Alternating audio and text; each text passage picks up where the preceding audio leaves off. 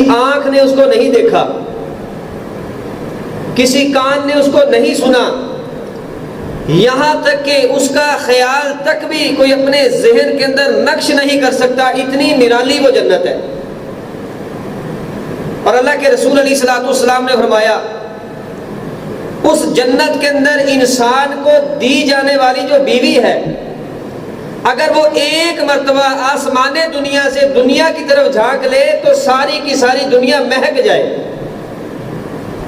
اور فرمایا کہ اس کا ایک دوپٹہ، صرف اس کے سر کا کپڑا، اس کی قدر و قیمت کیا ہے وہ تو الگ بات ہے، اس کے سر کا جو دوپٹہ ہے، اس کا جو سر کا کپڑا ہے، اللہ کے رسول صلی اللہ علیہ وسلم نے ارشاد فرمایا ساری دنیا ایک طرف، ساری دنیا کا مال ایک طرف، اور ایک طرف اس کے سر کا کپڑا رکھا جائے تو وہ پھر بھی زیادہ قیمتی ہے۔ لیکن بات یہ کرنا چاہتا ہوں، حج کرنے کے باوجود، نمازیں پڑھنے کے باوجود، بڑے بڑے لمبے اور گرمی کے موسم میں روزے رکھنے کے باوجود، اپنے محنت سے کمائے ہوئے مال میں سے زکوٰۃ دینے کے باوجود، قربانی کے اوپر اپنے جو ہے وہ جانور ذبح کرنے کے باوجود، کل قیامت کا دن ہوگا کچھ لوگوں کو اللہ کے رسول علیہ الصلوۃ والسلام نے فرمایا اللہ جنت میں جانے سے منع کر دے گا۔ حج کیا ہے، بڑا مشقت والا عمل ہے، مہنگی ترین عبادت ہے، انسان بیوی بچے چھوڑ کے جاتا ہے، اہل و عیال چھوڑ کے جاتا ہے، دوسرے ملک میں جاتا ہے، وہاں وہ سہولتیں نہیں ہیں، مشقت ہے، محنت ہے، گرمی کی شدت ہے، پیسہ بھی لاکھوں میں خرچ کیا ہے، لیکن اس کے باوجود بھی جنت میں نہیں جا سکتا۔ نمازیں پڑھی ہیں، سردی کا موسم ہے، لوگ اپنے گرم بستروں میں لیٹے ہوتے ہیں، لیکن یہ ٹھنڈے پانی سے وضو کر کے مسجد میں آتا ہے، اور جنت سے منع کر دیا گیا یہ نمازی جنت میں نہیں جا سکتا۔ سارا دن لوگ کھاتے ہیں، پیتے ہیں، اپنا پیٹ پھل رکھتے ہیں، لیکن یہ صبح سے لے کر شام تک خالی پیٹ رہتا ہے، کچھ کھاتا نہیں ہے، پیتا نہیں ہے، روزہ رکھتا ہے گرم موسم کے اندر، لیکن جنت میں نہیں جا سکتا۔ وجہ کیا ہے؟ سبب کیا ہے؟ سبب یہ حدیث ہے، اللہ کے نبی علیہ الصلوۃ والسلام نے اس حدیث کے اندر سبب بیان فرمایا، فرمایا لا يدخل الجنت قطات، رشتہ توڑنے والا انسان جنت میں نہیں جا سکتا۔ آج ہم نے اس کو معمولی سمجھا، بیٹا باپ سے بات نہیں کرتا، بولتا نہیں ہے، ایک ہی گھر میں رہ رہے، ایک ہی گھر میں رہتے ہوئے بھائی بھائی سے ناراض ہے، بہن بھائی سے ناراض ہے، اولاد والدین سے ناراض ہے، اور یہ ہمارے ہر گھر میں تقریباً ماحول موجود ہے، الا ماشاء اللہ، اللہ رب العالمین نے جہاں پہ اپنی رحمت کے ساتھ آپس میں سلوک، پیار اور محبت کی فضا پیدا کی ہے۔ پتہ یہ چلا کہ رشتہ داری توڑنے والا انسان، صلہ رحمی نہ کرنے والا انسان جنت میں نہیں جا سکتا۔ کیا فائدہ ہماری نمازوں کا، کیا فائدہ ہمارے روزوں کا، کیا فائدہ ہمارے حج اور زکوٰۃ کا، ہمارے دیے ہوئے صدقات و خیرات کا، ہماری کی ہوئی نیکیوں کا، اگر جنت میں ہی نہ جائے؟ جب سمجھایا جائے، جب بات کی جائے تو پھر جواز کیا پیش کیا جاتا ہے؟ جی میرے اوپر اس نے ظلم ہی بڑے کیے، میرے اوپر اس نے زیادتیاں ہی بڑی کی ہیں۔ سب سے پہلے یہ دیکھیں کہ اس عمل کے فائدے کتنے ہیں۔ ہم کہتے ہیں ہمارے مسئلے حل نہیں ہوتے، ہمارے وقت میں برکت نہیں ہے، ہمارے مال اور دولت اور پیسے اور تجارت میں برکت نہیں ہے۔ برکت آئے کیسے؟ جو برکت کے اسباب رب العالمین نے بتائے ہیں وہ تو ہم استعمال کرتے نہیں ہیں۔ اللہ کے نبی علیہ الصلوۃ والسلام نے فرمایا جو انسان چاہتا ہے کہ اس کے رزق میں برکت ڈال دی جائے، اور جو انسان چاہتا ہے کہ اس کی عمر میں برکت ڈال دی جائے، اس کی عمر کو لمبا کر دیا جائے، اس کا کیا مطلب ہے؟ اگر اللہ نے 60 سال لکھی ہے تو کیا انسان 61 سال جی سکتا ہے؟ 60 سال ہی ہوں گے۔ عمر لمبا کرنے سے مراد یہ ہے اللہ اس کی عمر میں برکت ڈال دیتا ہے۔ جو کام اس نے 60 سال کی عمر میں کرنے ہیں اللہ رب العالمین اس کو ساری زندگی زندہ رکھتا ہے۔ فرمایا جو چاہتا ہے میرے رزق میں برکت ڈال دی جائے، میرا کاروبار، میری تجارت اس کو مستحکم کر دیا جائے، مضبوط کر دیا جائے، میری معاشی تنگیوں کو ختم کر دیا جائے، میرے فقر و فاقے کو مجھ سے دور کر دیا جائے، اور جو چاہتا ہے میری عمر کو لمبا کر دیا جائے، اس کو چاہیے کہ وہ رشتہ داری کو جوڑے۔ وہ صلہ رحمی کرے. اور صلہ رحمی یہ نہیں ہے کہ اگر آپ کو کوئی جی کرتا ہے تو آپ نے آگے سے جی کر دیا اور آپ سمجھے کہ میں نے رشتہ داری نبھا لی ہے. صلہ رحمی کا مطلب ہی یہ ہے کہ وہ آپ کو تنگ کرے، وہ آپ کو پریشان کرے، وہ آپ کا حق مارے، وہ آپ کے ساتھ زیادتی کرے، آپ اس کو نظر انداز کر کے پھر بھی اس کے ساتھ ملتے رہے. لوگ یہاں پہ سوال اٹھاتے ہیں جی یہ بڑی عجیب بات ہے، یہ بڑا عجیب مشورہ دے دیا آپ نے، ایسے بھلا کون کر سکتا ہے؟ ہمارے رشتہ داروں نے تو ہمارے ساتھ زیادتی ہی بڑی کی ہے. زبان سے تکلیف دی ہے، ہاتھوں سے تکلیف دی ہے، ہر لحاظ سے انہوں نے ہمیں آج تک دی ہی تکلیف ہے. ہم ان کے ساتھ کیسے بیٹھ جائیں جیسے اللہ کے نبی علیہ الصلوۃ والسلام بیٹھے تھے؟ کوئی آدمی ایسا ہے دنیا کے اندر جو دعویٰ کرے کہ مجھے جو تکلیفیں رشتہ داروں نے دی ہیں وہ اللہ کے نبی علیہ الصلوۃ والسلام کے رشتہ داروں سے بڑی ہیں؟ آپ کے رشتہ داروں نے آپ کو گھر سے نکالا ہے، علاقے سے نکالا ہے. آپ کا آبائی گھر، آپ کا آبائی علاقہ، جہاں آپ پلے ہیں، بڑے ہیں، پیدا ہوئے ہیں، جہاں آپ کے تعلقات ہیں، سارے معاملات ہیں، کوئی ایسا ہے جس کو وہاں سے نکالا ہو؟ کیا کبھی ایسا ہوا کہ آپ نے اپنے رشتہ داروں کو صحیح بات بتائی، اچھی بات کہی، خیر کی بات کہی اور انہوں نے آگے سے آپ کو ہاتھ ٹوٹنے کی بد دعائیں دی ہو؟ اللہ کے نبی علیہ الصلوۃ والسلام پر جتنا ظلم ہوا، جتنا جبر ہوا وہ آپ کے سامنے ہے. لیکن اس کے باوجود بھی اللہ کے رسول صلی اللہ علیہ وسلم با اختیار ہو کے جب مکہ میں 10,000 کا لشکر لے کے آئے، اسلامی تاریخ اٹھا کے دیکھے، پڑھ کے دیکھے، اللہ کے نبی صلی اللہ علیہ وسلم نے کسی ایک سے بھی انتقام نہیں لیا، کسی ایک سے بھی بدلہ نہیں لیا، بلکہ درگزر کیا، معاف کر دیا اور امت کو سبق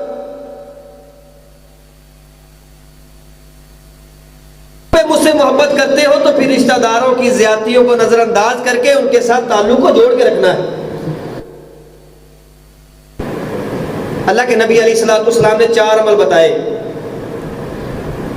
ہر انسان دعا کرتا ہے یا اللہ بغیر حساب کے جنت میں لے جا، اللہ ہم سے پوچھ گچھ نہ کرنا، اللہ عدل و انصاف کا ترازو نہ لگانا، بس معاف کر کے جنت میں داخل کر دینا سلامتی کے ساتھ. کیا ہم وہ کام بھی کرتے ہیں جو سلامتی کے ساتھ جنت میں لے جانے والے ہیں؟ اللہ کے نبی علیہ الصلوۃ والسلام نے ارشاد فرمایا جو انسان 4 کام کرتا ہے، عقیدہ ٹھیک ہونا چاہیے، عقیدے میں شرک نہیں ہونا چاہیے، ڈھیریوں کو پوجنے والا نہ ہو، درختوں کے ساتھ دھاگے باندھ کے مرادیں مانگنے والا نہ ہو، غیر اللہ کے نام کے اوپر ذبح کرنے والا نہیں ہونا چاہیے، عقیدہ پختہ ہو، نظریہ پختہ ہو کہ نفع نقصان کا مالک ماں کے پیٹ سے لے کر قبر کی گود تک جو ہے اگر کوئی ضرورتیں پوری کرنے والا ہے تو رب العالمین کی ذات ہے. یہ عقیدہ مضبوط ہونا چاہیے. اور اسی عقیدے کا دوسرا جز، اللہ کے نبی صلی اللہ علیہ وسلم کے علاوہ کسی کو رہبر رہنما نہ سمجھے، محمدی رنگ اس کے اوپر ہونا چاہیے، دعویٰ اس کا محمدی ہونا چاہیے، سوچ، فکر، عقیدہ، نظریہ یہ ہونا چاہیے کہ اگر دنیا میں، کائنات میں خوشی غمی کے معاملے میں، سونے جاگنے کے معاملے میں، کھانے پینے کے معاملے میں، کاروبار تجارت کے معاملے میں، رشتہ داری جوڑنے کے معاملے میں اگر کوئی رہبری رہنمائی کرنے والی ذات ہے تو وہ جناب محمد رسول اللہ صلی اللہ علیہ وسلم کی ذات ہے. اب اس کے بعد یہ 4 عمل کرتا ہے. میں افشوا السلام، اگر چاہتے ہو جنت میں سلامتی کے ساتھ داخل ہونا، تمہارا حساب نہ ہو، جتنی مرضی نیکیاں کر لے، جتنے مرضی بڑے بڑے اعمال کر لیں، کبھی ذہن میں یہ خیال نہیں لے کے آنا کہ جب حساب ہوگا میرے گناہ کم ہو گئے، میری نیکیاں زیادہ ہو جائیں گی. حضرت عمر ابن خطاب رضی اللہ تعالیٰ عنہ، آپ ان کی شخصیت سے واقف ہیں، ان کے کارنامے آپ جانتے ہیں. دوسرے خلیفہ ہیں، اللہ کے رسول صلی اللہ علیہ وسلم کے بعد ابو بکر ہے، اور ابو بکر کے بعد پوری کائنات میں سب سے زیادہ مقام عمر بن خطاب کا ہے. لیکن کہا کرتے تھے اللہ حساب نہ لینا، اللہ درگزر کرنا. ان کے بارے میں نبی صلی اللہ علیہ وسلم فرماتے ہیں کہ ان کی نیکیاں ستاروں کے برابر ہیں. کیا کوئی انسان ستاروں کو گن سکتا ہے؟ کیا ستاروں کا شمار کر سکتا ہے؟ اتنی نیکیاں ہیں. دوسرے خلیفہ ہیں کائنات میں، انبیاء کے بعد ابو بکر ہیں، ابو بکر کے بعد یہ ہیں، اور لیٹے کہاں ہیں؟ جناب محمد رسول اللہ صلی اللہ علیہ وسلم کے پہلو میں. لیکن اس کے باوجود بھی عاجزی انکساری یہ تھی، اللہ حساب نہ لینا، ترازو نہ لگانا، بس معاف کر کے عمر کو جنت میں داخل کر دینا. کبھی یہ تصور ذہن میں نہ لے کے آئے. فرمایا اگر سلامتی کے ساتھ جنت میں داخل ہونا چاہتے ہو، جہنم کی سختیوں سے بچ کے، اللہ کے غصے سے بچ کے، سورج کی جو تپش ہوگی اس دن اس سے بچ کے، حساب کتاب سے بچ کے، انبیاء، اولیاء، صحابہ اور تمام انسانوں کی موجودگی میں اگر ذلت، رسوائی سے، بے عزتی سے بچ کے جنت میں داخل ہونا چاہتے ہو تو 4 کام کرو. افشوا السلام، لوگوں کو سلام کیا کرو، سلام کو عام کیا کرو، سلام کے ذریعے لوگوں کو دعائیں دیا کرو. ہمارا مزاج کیا ہے؟ اگر تو جانتا ہے تو دور سے سلوٹ مار دیتے، اور اگر جانتا نہیں ہے تو پھر پاس سے بھی گزر جائے، پاس آ کے بیٹھ بھی جائے تو سلام کرنے کی توفیق نہیں ہے. اللہ کے نبی علیہ الصلوۃ والسلام سے صحابہ نے پوچھا ای الاسلام خیر. عبداللہ بن عمر بن عاص اس حدیث کے راوی ہیں. کیسا معیار بتایا نبی علیہ الصلوۃ والسلام؟ فرمایا ای الاسلام خیر. اللہ کے رسول صلی اللہ علیہ وسلم اسلام لانے کے بعد اسلام کی سب سے پیاری، بہترین اور عزت والی اور اللہ کے ہاں مقام رکھنے والی کون سی چیزیں ہیں؟ اللہ کے نبی علیہ الصلوۃ والسلام نے فرمایا تطعم الطعام، کھانا کھلایا کرو، کھانا کھلایا کرو، وتقرأ السلام، اور سلام کیا کرو، علی من عرفت ومن لم تعرف، جس کو جانتے ہو اس کو بھی، جس کو نہیں جانتے اس کو بھی. گاؤں کا چودھری گزرے تو ابھی 2 ایکڑ پیچھے ہوتا ہے، دور سے ہی پوزیشن سنبھال لیتے ہیں کہ میں نے اس کو سلام کرنا ہے. کوئی مزدور آدمی گزرے تو وہ پاس سے بھی گزر جائے اور اگر وہ آ کے سلام بھی لے لے تو کم از کم 2 انگلیاں آگے کرتے ہیں سلام لینے کے لیے. یہ دوہرا معیار نہیں ہونا چاہیے، ایسے سلام کا کوئی فائدہ نہیں. سلام وہ ہے جس میں خلوص ہو، بلا تفریق ہو، تگڑا آئے تب بھی، ماڑا آئے تب بھی، ہر ایک کو سلام کرنا ہے. یہ اسلام کو جو ہے وہ عام کرنے کا مطلب ہے جو اللہ کے نبی علیہ الصلوۃ والسلام نے حکم دیا. فرمایا افشوا السلام اطعموا الطعام. اس حدیث میں بھی یہ الفاظ آگے، کھانا کھلایا کرو، غریب ڈھونڈو، مسکین ڈھونڈو. اللہ کے نبی علیہ الصلوۃ والسلام کا یہ مزاج تھا کہ جب بھی آپ علیہ الصلوۃ والسلام کو تحفہ پیش کیا جاتا، ہدیہ دیا جاتا، کھانے کے لیے کچھ پیش کیا جاتا، اللہ کے نبی علیہ الصلوۃ والسلام صحابہ کرام کو بھی اس میں شامل کیا کرتے. ایک مرتبہ دودھ کا پیالہ آیا، اللہ کے نبی علیہ الصلوۃ والسلام کے پاس حضرت ابو ہریرہ بیٹھے ہیں اور کئی دنوں کے بھوکے اور پیاسے ہیں. نبی علیہ الصلوۃ والسلام نے دودھ کا پیالہ دیکھا. آج کل کا کوئی رہبر، رہنما، پیر ہوتا جیسے آج کل کے ہیں، انہوں نے کہنا تھا کہ آپ ذرا جو ہے وہ کوئی کام کر کے آئیں یا کسی بہانے بھیج دیتا اور وہ پیالہ خود پی جاتا. سوچ فکر یہ ہوتی کہ یہ پیالہ میں نے اس کو پیش کر دیا، سارا تو یہ پی جائے گا، میرا کیا بنے گا. آج کل جو رہبر رہنما بنے پھرتے ہیں ان کی کوئی حیثیت نہیں ہے، کوئی کردار نہیں ہے.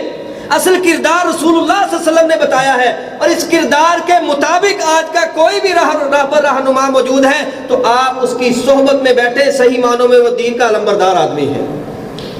اللہ کے نبی علیہ الصلوۃ والسلام چاہتے تو خود پی لیتے، چاہتے تو صرف خود پیتے اور ابو ہریرہ کو پلا دیتے. فرمایا وہ صفا کے چبوترے پر مسافر صحابہ بیٹھے ہیں، کوئی اپنا قبیلہ چھوڑ کے آیا، کوئی بہن بھائی چھوڑ کے آیا، کوئی والدین چھوڑ کے آیا، کوئی اپنی سہولتیں چھوڑ کے آیا، کوئی اپنے جو ہے وہ مال و دولت، کاروبار، تجارت، جائیدادیں چھوڑ کے آیا ہے. یہاں صفا کے چبوترے پہ مسافر بن کے بیٹھے ہیں، دین کے طالب علم ہیں، وحی کو پڑھنے والے ہیں، ان کو بلا کے لاؤ. وہ 80 کے قریب تھے. کتنے؟ 80 کے قریب تھے. اللہ کے نبی علیہ الصلوۃ والسلام نے پہلے ان سب کو پلایا، پھر اس کے بعد آپ علیہ الصلوۃ والسلام نے خود پیا. اسلام میں کھانا کھلانا، پانی پلانا. اور بھائی یہاں تو انسان پیسے مر رہے ہیں، بھوک اور پیاس کی وجہ سے انسان خودکشیاں کر رہے ہیں، اپنی جان کا جو ہے وہ اس کو ضائع کر کے اپنے بچوں کو ذبح کر رہے ہیں. لیکن ہمیں فکر ہی نہیں ہے. اسلام تو اس بندے کی نیکی کی بھی قدر کرتا ہے جس نے کبھی کسی ایک چھوٹے سے کتے کو بھی پانی پلایا ہو. پڑھی نہیں آپ نے حدیثیں، سنی بھی ہے. نبی علیہ الصلوۃ والسلام نے فرمایا ساری زندگی برائی کرنے والی عورت اب راستے میں جا رہی ہے، دیکھا کہ کنویں کے کنارے ایک کتے کا چھوٹا سا بچہ بیٹھا ہوا ہے اور وہ زمین کو چاٹ رہا ہے پیاس کی وجہ سے. اپنا دوپٹہ اتارا، اپنا جوتا اتارا، جوتے میں پانی ڈال کے اس کو پلا دیا. اللہ کے نبی علیہ الصلوۃ والسلام نے ارشاد فرمایا کہ اس کی اسی ایک نیکی کی وجہ سے رب العالمین نے پچھلے ساری زندگی کے گناہ معاف کر کے اس کو جنت میں داخل کر دیا. اسی طرح ایک آدمی ہے، اس نے بھی ایسا عمل کیا، اللہ نے معاف کر دیا. اللہ تو بہانے ڈھونڈتا ہے معاف کرنے کے. اطعموا الطعام، کھانا کھلانا. قربانیاں آپ نے کی ہیں. یقین جانے پچھلے دنوں میں اپنے ایک دوست کے پاس بیٹھا ہوا جمعہ پڑھانے کے بعد، بڑے اچھے دوست ہیں، اللہ تعالیٰ ان کو برکتیں دے اور ترقیاں دے. انہوں نے 6 بکرے ذبح کیے اور کم از کم 2 من کا بکرا ہوگا. اللہ نے دیا. تو میں نے ان سے پوچھا, میں نے کہا عمران بھائی آپ کا طریقہ کار کیا ہے گوشت تقسیم کرنے کا؟ وہ کہنے لگے اپنے لیے 2, 2.5, 3 کلو رکھتا ہوں, اور باقی میں ایک رکشہ لیتا ہوں اسپیشل, جو جاننے والا ہو, کلو کے 2 کلو کے پیکٹ بناتا ہوں, اور اس کو وہ جلوں کی طرف جو غریب گاؤں ہیں جہاں پہ شاید کوئی اکا دکا لوگ قربانی کرنے والے ہیں, مزدور, کرایہ دار, مسافر لوگ رہتے ہیں, وہاں اس کو کہتا ہوں کہ فیملی کے حساب سے تقسیم کرنا. اگر کسی گھر میں 8-10 لوگ ہیں اس کو 2 کلو دینا, 2-4 لوگ ہیں 1 کلو دینا. میں سارا گوشت ان غریبوں میں تقسیم کرتا ہوں. اور اللہ نے اتنا دیا ہے کہ خود پتہ نہیں اللہ نے نوازا کہاں سے. جب آپ غریبوں کو کھلائیں گے, پلائیں گے, آپ ان کی ضرورتیں پوری کریں گے, یقین جانے رب العالمین آپ کے لیے اپنے خزانوں کے منہ کھول دے گا. سلامتی کے ساتھ جنت میں جانے کے لیے دوسرا عمل اطعموا الطعام, کھانا کھلانا ہے. اور جو میرے موضوع کے مطابق جو بات میں آپ کے سامنے رکھنا چاہتا ہوں, فرمایا واصل الارحام, جو چاہتا ہے نا اللہ حساب نہ لے, وہ دنیا میں حساب کتاب کرنا چھوڑ دے.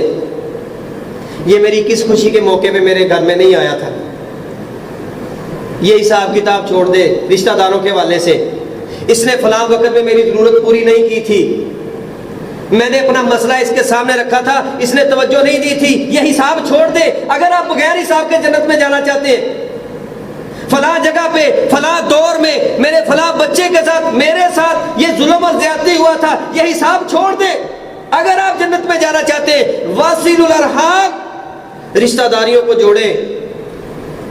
کلیش ہو جاتا ہے, اختلاف ہو جاتا ہے, اللہ کی قسم اگر اس کے باوجود بھی آپ اپنے بھائی سے جڑے ہیں, اور افسوس تب ہوتا ہے کہ جب دور کے رشتہ دار آپس میں لڑیں تو الگ بات ہے, ماں جائے بھائی نہیں لڑنے چاہیے. اور یہ تو بازو ہوتے ہیں ایک دوسرے کے, یہ تو ایک دوسرے کی ریڑھ کی ہڈی ہوتے ہیں. اور نبی بڑا مضبوط ہوتا ہے, اللہ کا تربیت یافتہ ہوتا ہے, اللہ نے اس کی تربیت کی ہوتی ہے. کیوں؟ اس کے ذریعے اللہ نے امت کی اصلاح کرنا ہوتی ہے. لیکن نبی کے بارے میں اللہ والا کیا فرماتے ہیں؟ قال سنشد عضدک باخیک. موسیٰ جب گھبرا گئے علیہ الصلوۃ والسلام, پریشان ہو گئے, فرعون ہے, اپنے آپ کو دنیا کا سب سے بڑا رب کہنے والا ہے, بنی اسرائیل کو گاجر مولی کی طرح کاٹنے والا ہے, ظالم آدمی ہے, اس کے سامنے کیسے بات کروں گا؟ اللہ فرماتے ہیں قال سنشد عضدک باخیک, ہم تیرے بھائی کے ذریعے تجھے مضبوط کریں گے, تیرے بھائی کے ذریعے تیری مدد کریں گے, تیرے بھائی کو تیرا دستے بازو بنائیں گے. اور آج ہم کہتے ہیں کہ بھائی ساتھ ہوگا تو میں کمزور ہو جاؤں گا. اللہ نے تو بھائیوں کو طاقت قرار دیا ہے. تو یہ حساب کتاب چھوڑیں. جس نے جو جس موقع پہ جو زیادتی کر لی نظر انداز کرے, چھوڑ دے, دل صاف کر لے. اللہ آپ کے لیے جنت کے راستے بالکل آسان کر دے گا, اور بغیر حساب کے آپ کو جنت میں داخل کر دے گا. اب حضرت ابوبکر صدیق ہے رضی اللہ تعالیٰ عنہ, ان کی بیٹی ہیں سیدہ عائشہ رضی اللہ عنہ, نبی علیہ الصلوۃ والسلام کی زوجہ ہیں. الزام لگ گیا, منافقوں نے الزام لگا دیا, ڈیٹیل میں نہیں جانا چاہتا. اور ان کے ایک رشتہ دار ہیں ابوبکر صدیق کے, ان کا نام ہے مصطح بن اثاثہ. کیا نام ہے؟ مصطح بن اثاثہ. یہ ابوبکر صدیق ان کے گھر میں راشن دیا کرتے تھے. آج ہماری رشتہ داریاں توڑنے کی بنیادیں ہی بڑی ہلکی سی ہیں, کوئی معیار ہی نہیں ہے. کوئی مشورہ کاروبار کرتے وقت نہیں کیا, میں نے یہ نہ بلانا. رشتہ کرتے وقت مشورہ نہ کیا,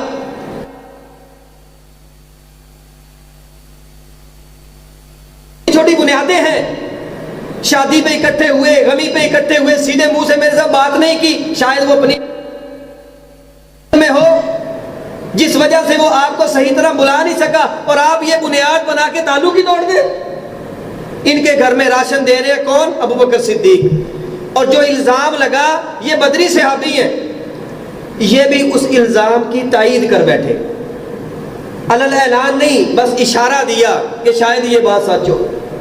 ابوبکر صدیق رضی اللہ تعالیٰ کو پتہ چلا, اور دل میں خیال آیا ہوگا کہ میں تو اس کو راشن دیتا ہوں, میں تو اس کی ضرورتیں پوری کرتا ہوں, میں تو اس کا خیال رکھتا ہوں, لیکن میری بیٹی پہ الزام لگا، نبی کی بیوی پہ الزام لگا، صدیقہ کائنات پہ الزام لگا اور یہ اس کا حصہ بن گئے۔ اللہ کی قسم آج کے بعد ابوبکر صدیق اس کی ضرورت کو پورا نہیں کرے گا۔ اب یہ قسم اٹھا لی، اعلان کر دیا، اللہ نے سن لی۔ ایسے لوگ جو رشتہ داری کو معمولی سمجھتے ہیں، کہتے ہیں روڑا ہی کوئی نہیں، ساری دنیا توڑی پھر دی ہے، میں توڑ لی تو کی ہو گیا۔ اللہ رب العالمین نے فوراً جبرائیل علیہ السلام کو بلایا، قرآن نازل کر دیا۔ کیا لوگ پسند نہیں کرتے کہ اللہ ان کو معاف کر دے؟ کیا لوگ یہ پسند نہیں کرتے کہ اللہ ان کو معاف کر دے؟ پوری آیت کا خلاصہ دیکھیں کہ اگر کوئی پسند کرتا ہے کہ رب اس کو معاف کر دے تو اس کو چاہیے کہ رشتہ داروں کے لیے اپنا ہاتھ نہ روکے۔ اسی وقت ابوبکر صدیق رضی اللہ تعالیٰ نے اللہ سے توبہ کی، معافی مانگی اور ان کا راشن جاری کر دیا۔ بنیادیں ہمارے پاس کیا ہے؟ کتنا بڑا جرم کیا ہے۔ اگر اپنی بیٹی کا معاملہ نہ بھی ہوتا، نبی کی بیوی کا معاملہ ہوتا، اس کے باوجود بھی سنائے کہ ان کے اندر سختی کتنی آ گئی تھی، لیکن یہ نہیں دیکھا میری بیٹی پر الزام لگایا، یہ نہیں دیکھا میرے نبی کی بیوی پر الزام لگایا، مومنوں کی ماں پر الزام لگایا، صدیقہ کائنات پر الزام لگایا، اس پر الزام لگایا جس کے بستر پر جبرائیل قرآن لے کے آتے ہیں۔ کچھ نہیں سوچا، اسی وقت جب دیکھا نا کہ اس کے بدلے اللہ کی معافی مل رہی ہے، اللہ کی طرف سے مغفرت کا پروانہ مل رہا ہے، اللہ کی طرف سے جنت کا داخلہ مل رہا ہے، اسی وقت ساری رنجشیں بھلا کے راشن ان کے گھر میں بھیجنا شروع کر دیا، ان کے ساتھ صلح کر دی۔ لیکن ہم کہتے ہیں مسئلہ ہی کوئی نہیں۔ مسئلہ ہے، کتنا بڑا مسئلہ ہے۔ اللہ رب العالمین نے جب ساری کائنات کو تمثیلی طور پہ پیدا کیا، انسانوں کو، جنات کو، پہاڑوں کو، درختوں کو، ہر چیز کو اپنے سامنے پیدا کر لیا، بڑے بڑے وجود دے دیے۔ اب رشتہ داری، صلہ رحمی نے، رحم نے رب العالمین سے گزارش کی، اللہ مجھ کو معمولی سا وجود دیا ہے، اور ایک روایت میں آتا ہے، صحیح حدیث ہے، اس نے کمر کی طرف سے یہ رب العالمین کے ساتھ چمٹ گیا اور کہا کہ اللہ مجھے اتنا کمزور بنا دیا ہے کہ مجھے لوگ نظر انداز کریں گے، مجھے توڑیں گے، اور حقیقت یہی ہے، چھوٹی چھوٹی بات پہ اس کو توڑ دیا جاتا ہے۔ اللہ مجھے ڈر ہے، خدشہ ہے، خطرہ ہے کہ مجھے اتنا معمولی بنا دیا، جس کا دل چاہے گا، جب دل چاہے گا وہ مجھے توڑ دے گا۔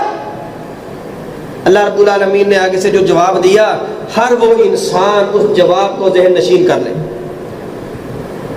ہر وہ آدمی جو اپنے بھائی سے ناراض ہے، ہر وہ آدمی جو اپنی بہن سے ناراض ہے، ہر وہ آدمی جو اپنی خالہ سے، پھوپھی سے، اپنی جو ہے وہ رشتہ داروں سے ناراض ہے، رشتہ داری اس نے توڑی ہوئی ہے، یا اپنا دینی دوست بھائی جو ہے، تعلق والا جو ہے وہ اس سے ناراض ہے، یہ جملہ رب العالمین نے اس آدمی کے لیے کہا ہے۔ فرمایا پریشان ہونے کی ضرورت نہیں ہے، میں رب تجھ سے وعدہ کرتا ہوں جو تجھے توڑے گا میں اس کو توڑ دوں گا۔ اپنی انا کے لیے، اور انا کب تک ہے؟ ہمارے خاندان میں ایک ایسا آدمی تھا، کسی کے ساتھ نہیں ملا، رشتے نہیں ہونے دیے آپس میں، بہنوں کو بہنوں کے ساتھ نہیں ملنے دیا، قبر میں پڑا۔ کب تک؟ انا کب تک تھی؟ تکبر کب تک تھا؟ ضد کب تک تھی؟ جب سانس چل رہا ہے، جب آپ دنیا سے چلے گئے، اچھے اعمال کر کے چلے گئے ہیں، تو پھر کسی کی گندی زبان آپ کو قبر میں پریشان نہیں کر سکتی۔ اور اگر آپ نے اللہ کے ساتھ ضد بازی لگائی، تکبر میں آ گئے، انا میں آ گئے، یہ مجھ کو سلام نہیں کرتا، یہ مجھ سے پوچھتا نہیں ہے، یہ میرے لیول کا نہیں ہے، یہ میرے برابر کا نہیں ہے، اس کے ساتھ ملنا نہیں ہے، نہ خود ملنا نہ کسی کو ملنے دینا ہے۔ جب آپ یہ کرتوت کر کے قبر میں جائیں گے تو پھر رب آپ کو جب پکڑے گا تو پوری دنیا کی تعریفیں، مال و دولت، تمہارے عہدے، کرسی، اقتدار، اس پکڑ سے آپ کو بچا نہیں سکتے۔ فرمایا جو تمہیں توڑے گا میں رب تجھ سے وعدہ کرتا ہوں کہ میں اس کو خود سے توڑ دوں گا، اس کے ساتھ اپنا تعلق ختم کر دوں گا، اس کو نظر انداز کر دوں گا۔ اور بھائی جس کو رب نظر انداز کر دے، جس کو اللہ نظر انداز کر دے، جس کو اس کا پیدا کرنے والا نظر انداز کر دے، پھر اس کے پلے میں کیا ہے؟ اس لیے رشتہ داری نہیں توڑنی، اور اگر کوئی توڑ بیٹھا ہے تو وہ کس لیے؟ جنت میں جانے کے لیے۔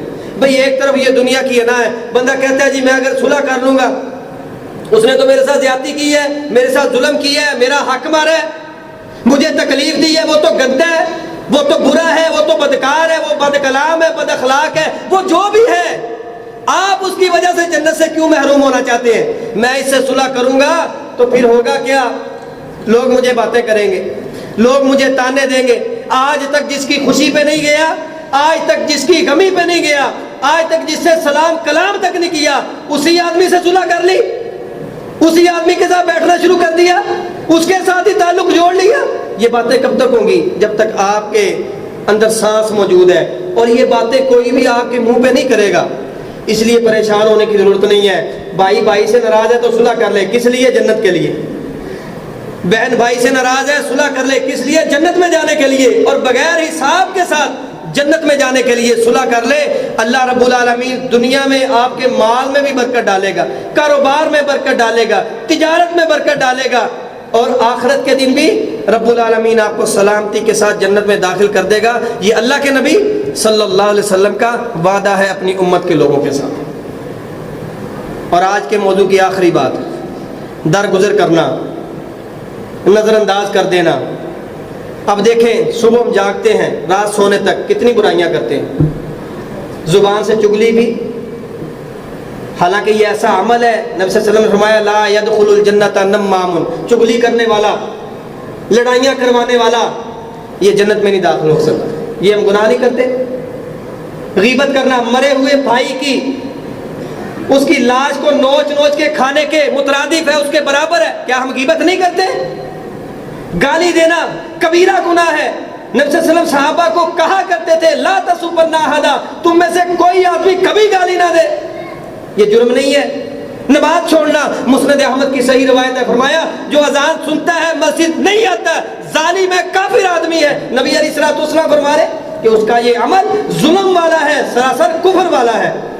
کیا ہم یہ نہیں کرتے؟ نمازیں نہیں چھوڑتے؟ حلال حرام، اللہ کے رسول علیہ الصلوۃ والسلام فرمایا جو ایک لقمہ حرام کھاتا ہے توبہ نہیں کرتا، اس پہ اڑا رہتا ہے، 40 دن اس کی عبادت قبول نہیں ہوتی۔ بیت اللہ میں کھڑا ہو جائے، سفر پہ ہو، بیت اللہ کا غلاف پکڑ لے، پراگندہ بال بھی ہو، مسکینی والی حالت بھی ہو، اللہ اس کی پھر بھی دعا نہیں قبول کرتا۔ کیا ہم یہ نہیں کرتے؟ فرمایا جھوٹ مومن نہیں بول سکتا، مومن جھوٹ نہیں بول سکتا، سارے گناہ کر سکتا ہے۔ کتنے بولتے ہیں سارا دن؟ جب آپ سے اللہ درگزر کر رہا ہے، صبح آپ نے ناشتہ اچھا کیا، دوپہر تک آپ نے اخیر کر دی گناہ کرنے والی، دوپہر کو کھانا بھی اچھا دے دیا، دوپہر سے شام تک پھر آپ نے اخیر کر دی، صغیرہ کبیرہ گناہوں کے پہاڑ کھڑے کر دیے، شام کو کھانا پھر اچھا دے دیا، صحت بھی دے دی، لباس بھی دے دیا، تندرستی بھی دے دی، گھر بھی دے دیا، سب کچھ دے رہا ہے۔ جب اللہ آپ کے گناہوں سے، آپ کی بغاوتوں سے، آپ کی نافرمانیوں سے درگزر کر رہا ہے، تو بھائی آپ کس بنیاد پہ اپنے مسلمان بھائی کی غلطی سے درگزر کیوں نہیں کرتے؟ سیدنا زین العابدین رحمۃ اللہ علیہ آل رسول میں سے ہیں، اور اولاد علی رضی اللہ تعالیٰ عنہ میں سے ہیں۔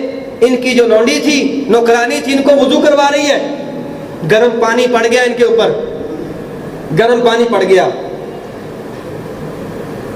غصہ آیا، وہ بھاپ گئی، کہنے لگی خذ العفو وامر بالعرف وعارض عن الجاہلین والکاظمین الغیظ والعافین عن الناس واللہ یحب المحسنین۔